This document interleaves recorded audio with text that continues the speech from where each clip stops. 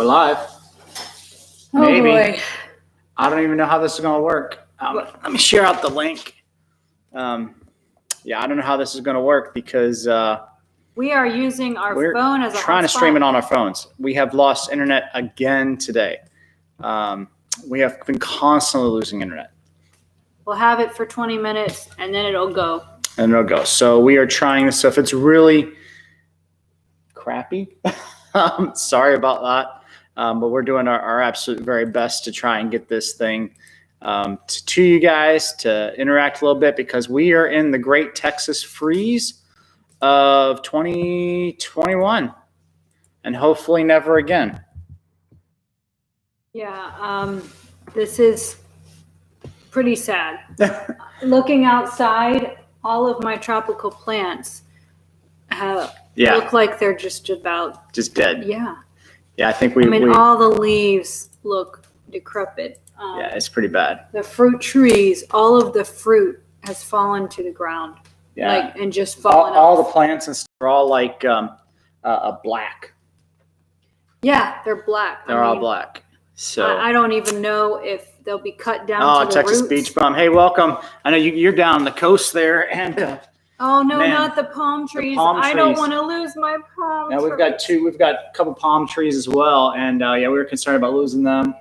I think our hibiscus are pretty much shot. Our Mexican petunias, pretty much all of our plants. The Mexican petunias are black. They're dead. They are dead. Because it got down to like 14 degrees, something like that. But we have a fire. I have a fire going. This is actually the first house that we've ever lived in that actually has a wood burning fireplace. Wood burning, yeah. So that's a blessing. We've had gas before. We've had gas, but never wood burning. So that keeps us warm. So we're good with that. But it's pretty bad, man. I mean, it is pretty bad. I saw some pictures off of the jetties, and it's just the sea turtles. I mean, that's what Texas Beach Bum was saying. The sea turtles are dying. They're like, I don't know if are they stunned or are they dead. That was a question I had. I wasn't sure if they were just stunned or if they were dead. But I saw people just scooping them out, putting them into their boats. I saw like pictures out of Mansfield, Port Mansfield, and the beaches are just full of dead fish. Oh my goodness, that's Port Mansfield. Mansfield, yeah, and it's pretty bad. I know that in Aransas Pass they have lost electricity, pretty much. Yeah. You've been talking with friends down there. Yeah, they lost wind power is definitely not working because all of the turbines are just frozen solid. So all of that power gone. I put in a call to a local game warden in Aransas Pass, and they've been busy trying to revive the turtles. So not all of them are dead. I'm just stunned. But they're just so frozen. They're kind of like stuck. So well, they can't go deep. They need air. Yeah. So they can't like some of the fish I would imagine be able to escape. But I don't know what kind of things depend on the turtles. I mean, I know we've been trying to save the leatherback the ecosystem turtles for a while because the babies kept getting eaten, and so I know a lot of places we're trying to. Those were more of an endangered. But as far as the sea turtles, does that mean we have more bait fish? Yeah, I don't know. Yeah. Because I know when I was fishing, I always have sea turtles trying to steal the bait. I've caught a few in my time. But if this video is really kind of jumbly and jumpy and all that, I apologize for that. Like I was saying, we were just ready to go live 6 o'clock. We were getting close, and the internet's gone down. Because it's like been sketchy. We had internet sometimes and not others. We haven't lost power here at this house. We have not lost power here. We did lose water for a little while. But we have not lost power. So this live stream, we're trying to bring it to you off our phones, try and use them as a hotspot. And so I imagine it's not the best internet quality. So I imagine it's going to be a little jumpy. So it probably won't be on that long. But just wanted to try and get this out there. We're trying to start a new time for our live streams. Do 6 o'clock on Tuesdays, 6 o'clock Central. That'd be 7 o'clock on the East Coast. And I don't know what it'd be on the West Coast. So I can't do that in my head. But anyway, earlier. Yeah, it'd be like earlier. Be like 4 o'clock maybe. In some spots 1 hour. Okay. Some spots 5. But anyway, what we wanted to talk about a little bit, and I had a live stream prepared for this, but what we want to talk about really was the effect that this freeze is going to have on the fishery, because the pictures that we've been seeing and some of the things. Apparently, 1983. I looked it up. 1983. I don't know if anybody was here for that. Winter, December 1983. Yeah, they had a really nasty freeze down here. It was like a week long. And some people said it took years for the fisheries to recover. It took like, they were saying years. That's where actually some of the reasons why we have the limits we do on trout, redfish, and all of it. They came after that freeze. And even like snook, all of it, it came because of the 1983 freeze. It was like before that, it was almost double or triple the amount of fish that you could have actually kept. But after that freeze, they dropped it. And so I'm kind of concerned that maybe this year it's going to be kind of tough. Maybe in the next couple of years, it's going to be kind of tough. Made it even further. A lot goes. Yeah, Brandon, welcome to the live stream again. Sorry if it's jumpy. And if the video quality is bad, I apologize for their phones. But yeah, if you go online at Facebook, I was on Facebook. I'm on a couple of different Facebook groups, and people were just posting pictures down there of like beaches just full of dead fish. Now, I will say a lot of hardheads. I'm not so sad to see this hardheads go, but that's still food for sharks and stuff too. So, I mean, we don't like hardheads, but sharks do.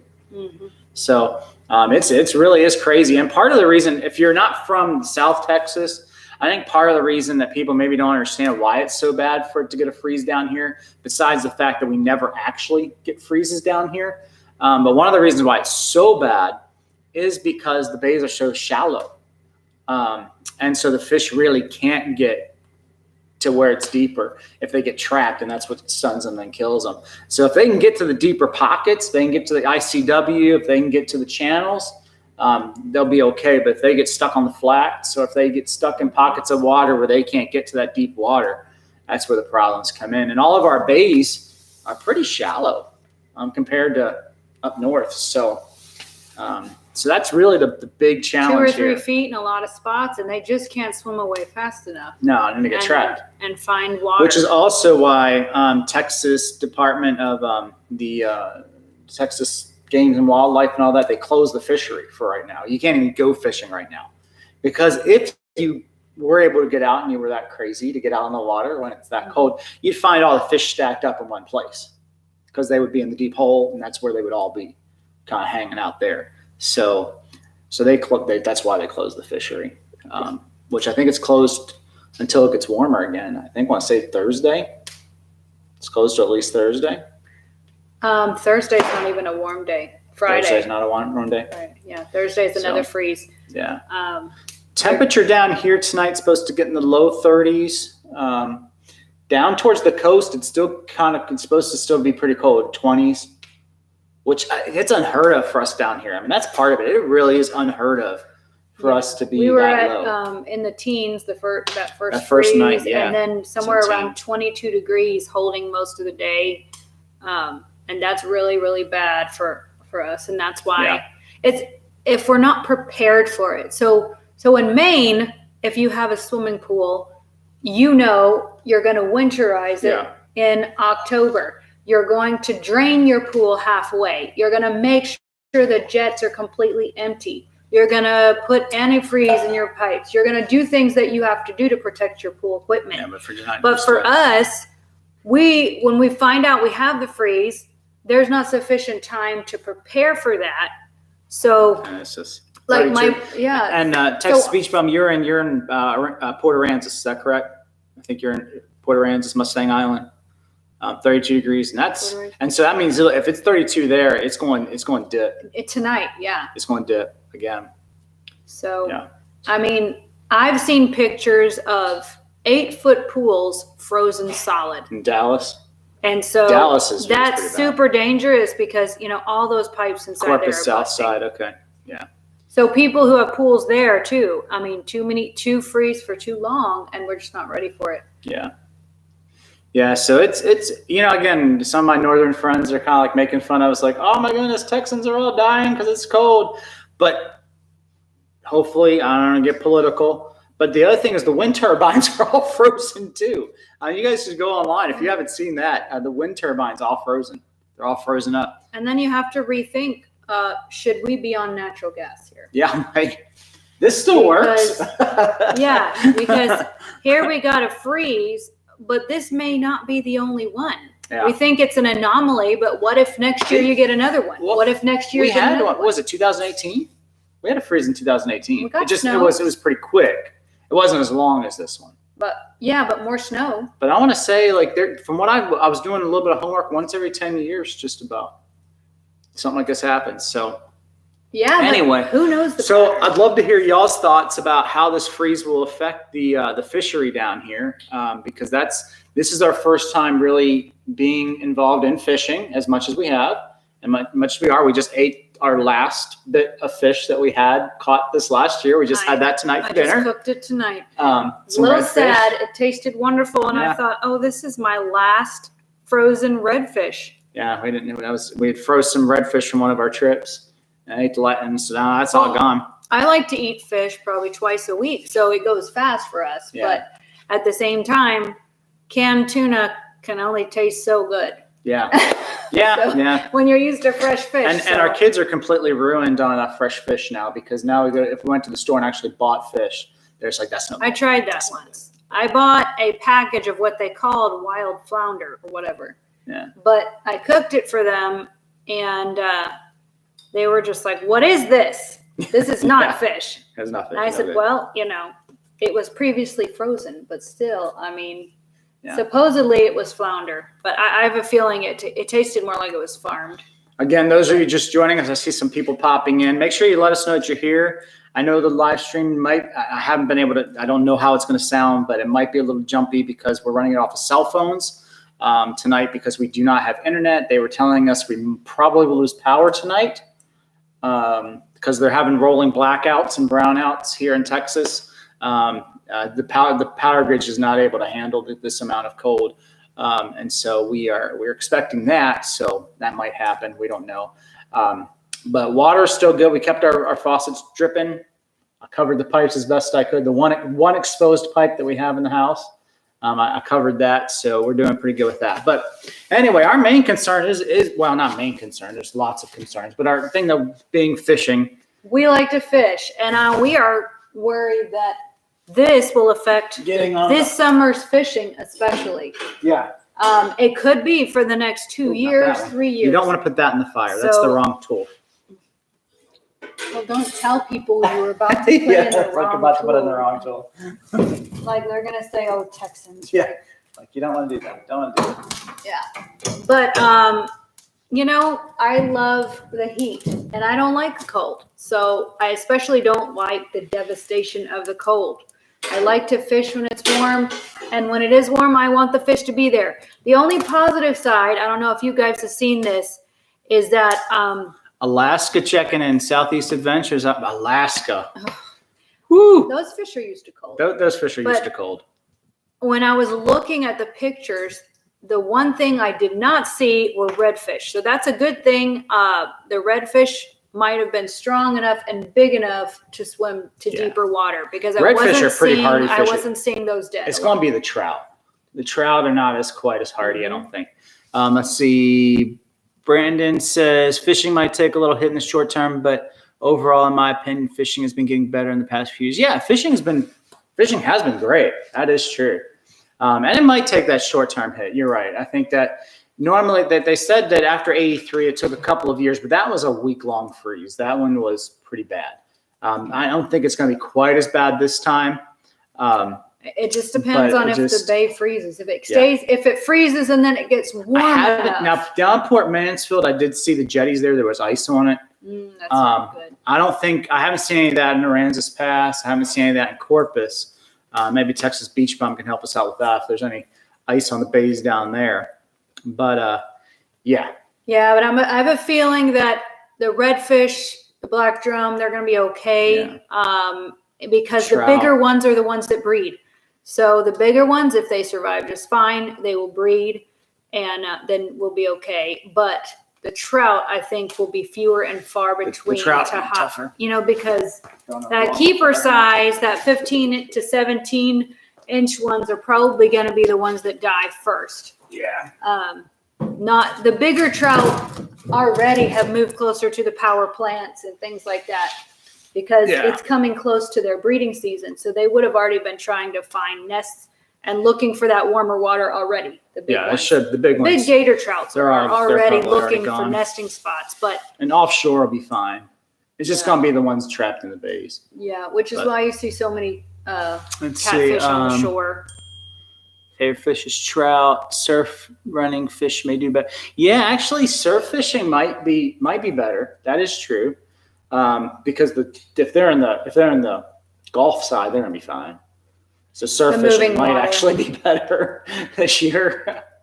Because that water's not gonna freeze. Texas Beach Bum says no ice on the bays, just on roads and trees. So that's good. No, if the bay's not frozen, that's good. And I think it's supposed to get warmer this weekend. It's supposed to get warmer, a little bit warmer tomorrow. And then do watch yourself crossing bridges. They tend to freeze. So do be careful with that. Let's see. Brandon says since 2015, I think it was Hurricane Harvey brought a lot more game fish. It seems like, I haven't heard that. I don't know. That'd be an interesting thing to know. I know that Harvey cut some new.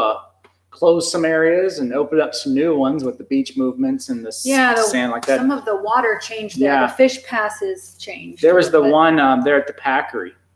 And we would fish there at the Packery Channel all the time there at Corpus. A lot different. And Harvey did a number on the Packery there underneath that bridge.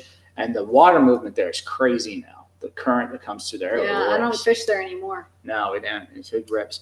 I do see a lot of people still fishing there, but we don't do that. I mean, fish come through there, but yeah, there was a couple of things that it really did change the whole landscape. Charlie's pasture got changed a lot. Some of the piers got knocked out. So that pier did. Yep.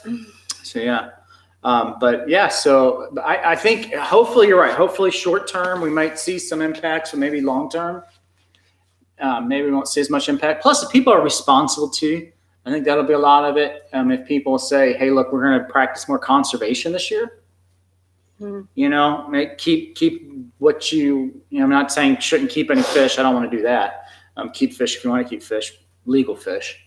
But maybe it's keep less fish. Maybe some of the guides and stuff have to really help out with that. To say, I know we have limits, but make sure that we're, especially I think a trout probably should be released. I would think.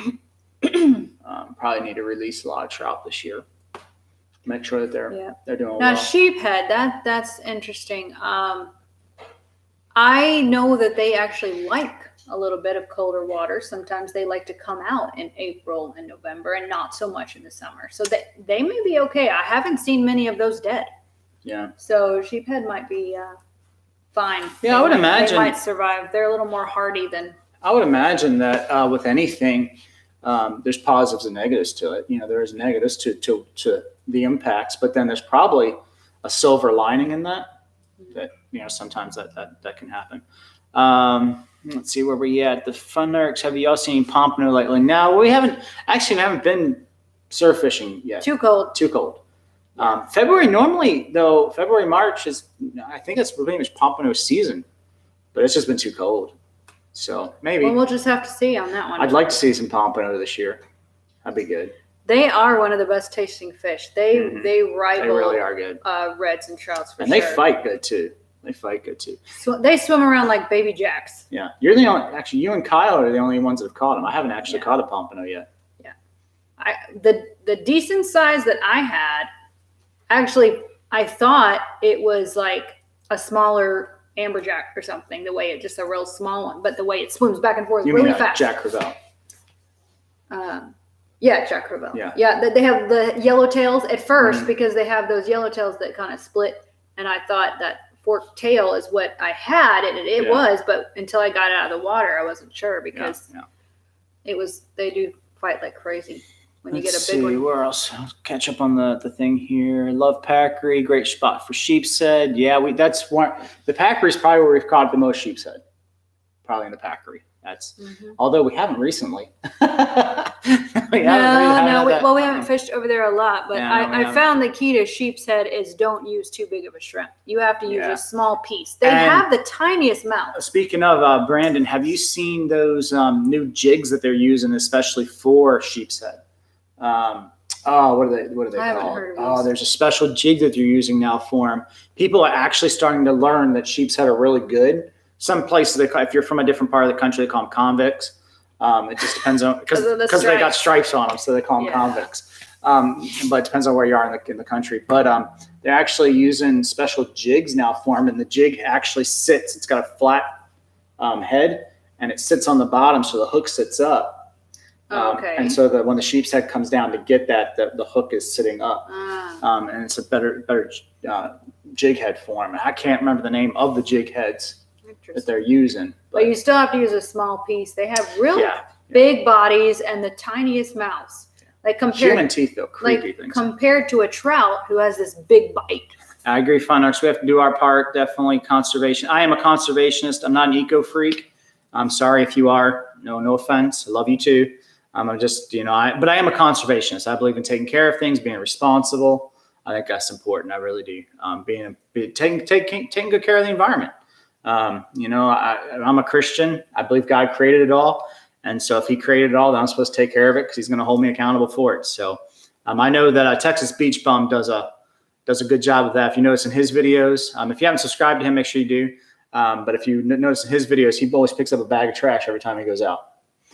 Because people are slobs too. Let's all be honest. And fishermen are sometimes the worst. You go to the spots where it's a well-known fishing spot and people just trashed it. You beer cans everywhere. It's like, take it out with you. So I don't know. It's just terrible. Now, one day I saw an episode on the straws. Have you seen that? Like the amount of straws. Oh yeah, it's ridiculous. Around it's ridiculous because they don't degrade. They don't degrade. And I mean, like I said, I'm not an eco freak kind of person, but I'm like a conservationist because I enjoy the environment. So gotta make sure we take care of it. We just really do. Let's see. Will Bob Hall probably be repaired this spring or summer? I haven't heard, but I seriously doubt it. I would imagine it's going to be years for Bob Hall. Well, it was one section, so there might be one section that they keep open. They took it out though. It's all gone. Oh, they took it all down? Yeah, no, it's all down. Oh, it's going to take a while. I would imagine it's going to be years before we see Bob Hall Pier back. That's one of the first places we fished coming to Texas. I'll have to tell you a story about whiting sometime, about the first time we were catching whiting off of Bob Hall Park up here, and I'll tell you that story. But yeah, they're gonna what Texas Beach Bum just said here at the bottom. Yeah, they're gonna be rebuilding it, but it's gonna be a while, I think. It's gonna be expensive too. It's gonna be expensive. It's always expensive. It's government stuff. Let's see. Sub to Southeast Adventures. All right. Well, I'm glad to connect you guys. That's awesome. Texas Beach, one place I pick up beer cans every time I go there. It's ridiculous. It is ridiculous. I don't even understand it. I mean, it just makes no sense to me why people would treat, especially if they want to have a good, healthy environment. You want to take your kids there. Don't be junking it up. I mean, it seems just pretty straightforward to me, but I don't know. People are just pigs. I mean, there's some places where you go and the trash is just so ridiculous. And you're just like, I cannot even believe people just leave their stuff here. And even fishing line. I know we don't think about it, but fishing line, don't throw it in the water. Take it out with you. It gets wrapped up on the birds. And don't do that. Just be conservationist and take care of the stuff. I think it's important.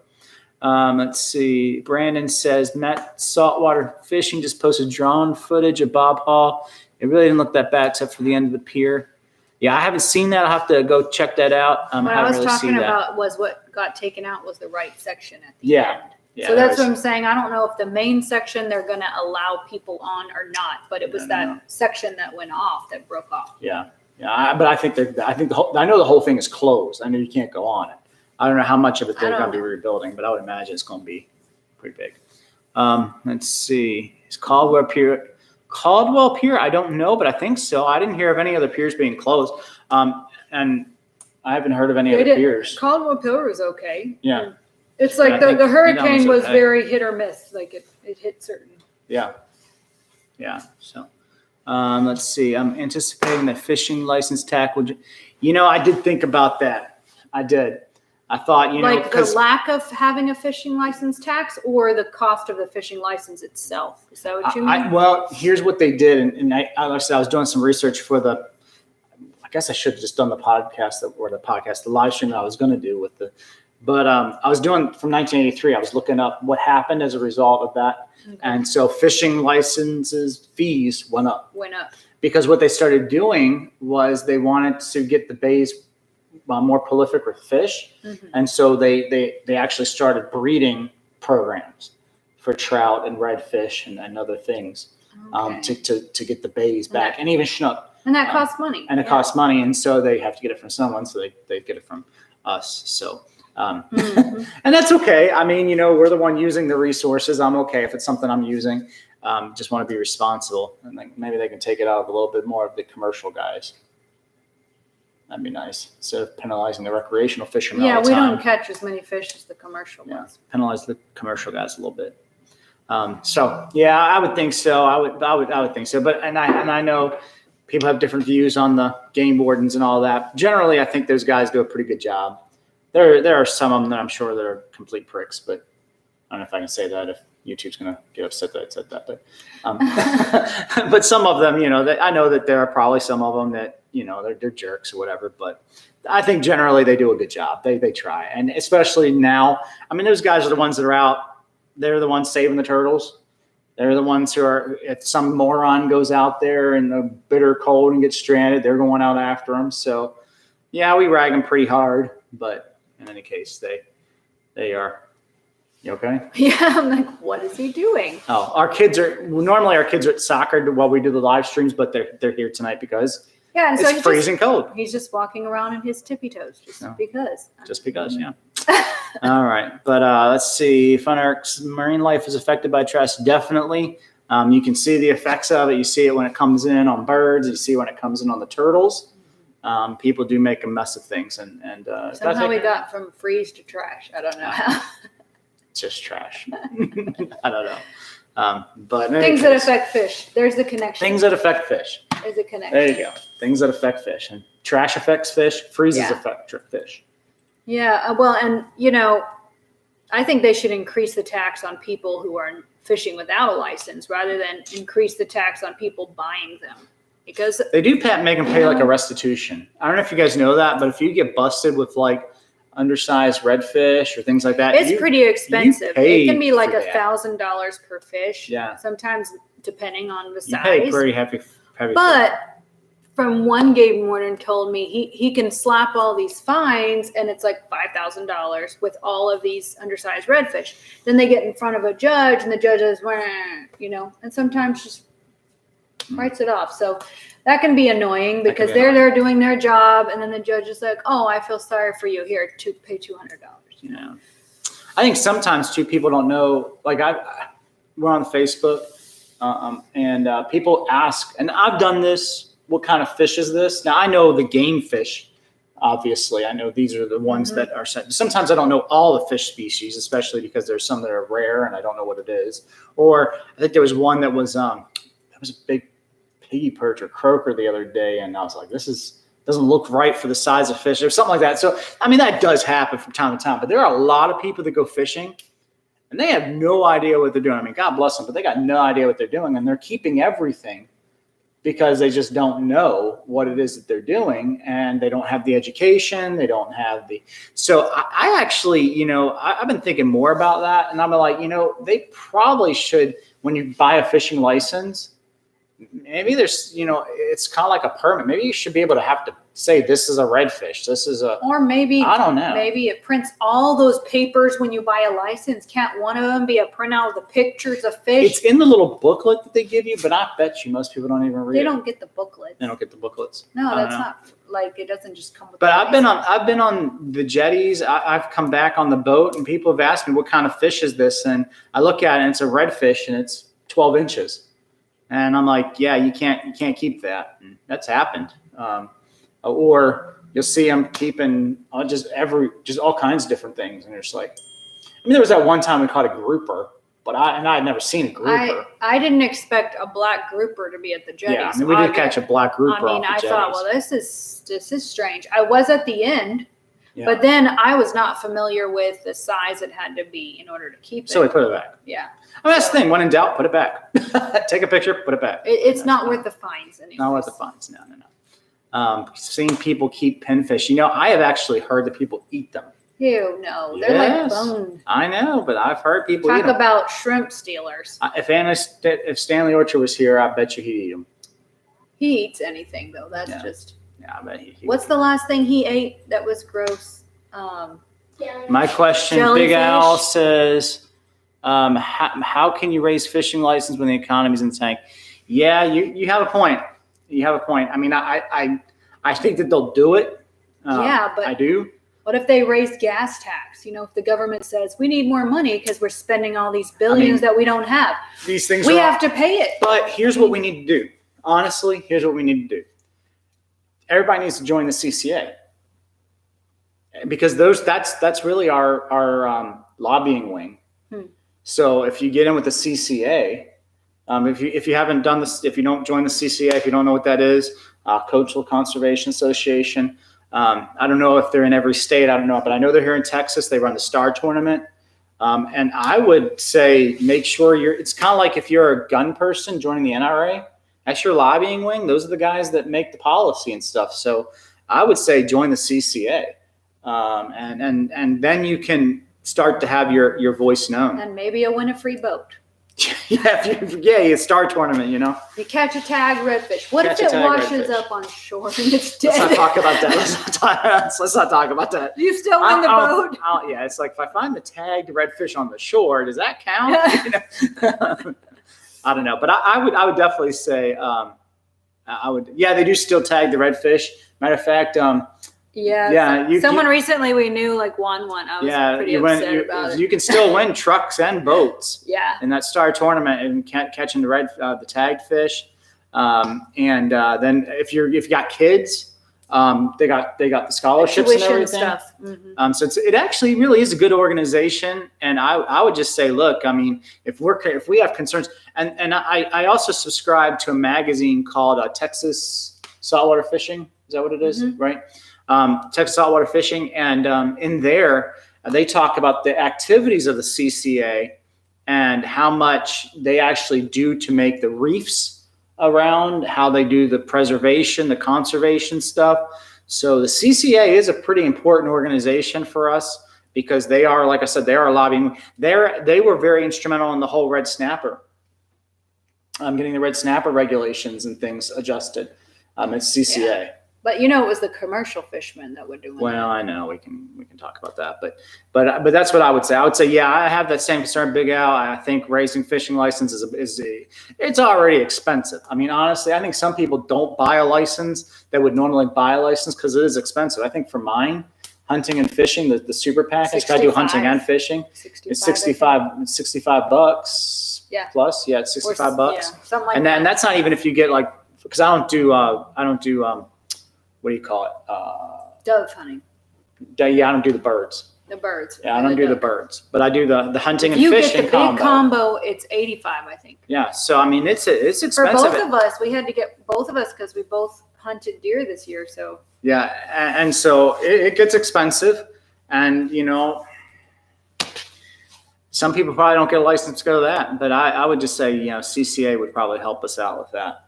And make sure you enter because you don't want to be one of those guys that catches a tagged redfish and you forgot to register. It's one of those things when I go to bed at night and I have a nightmare, I wake up in a cold sweat because I caught a tagged redfish and I didn't enter the Star Tournament. Yeah. That's the stuff. There goes your truck and boat. There goes my new truck and boat. Hurry, register. Yeah. There's my new truck and boat. And just watch and cry, But anyway, but they've even got categories for that for gaff tops.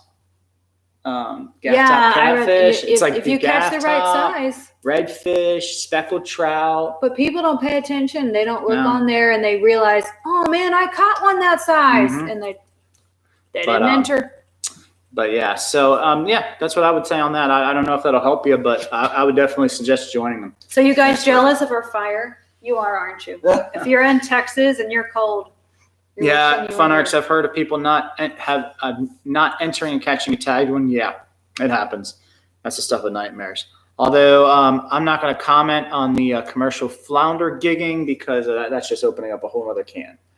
So we're gonna have to leave. We're gonna have to leave flounder gigging as a controversy for another time. I know some people don't like it. So other people, they grew up on it, and so that's for me not being from Texas. Question about flounder gigging is something I'm not used to. But how is the flounder gonna hold up? They are in the bays a lot. Yeah, but flounder are a winter fish. I'm not seeing many dead ones. Yeah, flounder I think will do fine because they're a cold water fish. I think they'll do okay. I'm not worried about the flounder. I don't think. What about stingrays? Brandon says one guy who runs it told me the winners have to pass a lie detector to claim the prize. yeah. Well, fishermen, they're kind of known for stretching one a little bit. It'll be one of those fish stories told here, or one of those hunters that quick. I got a year. Go get a license. Yeah. Right. Yeah.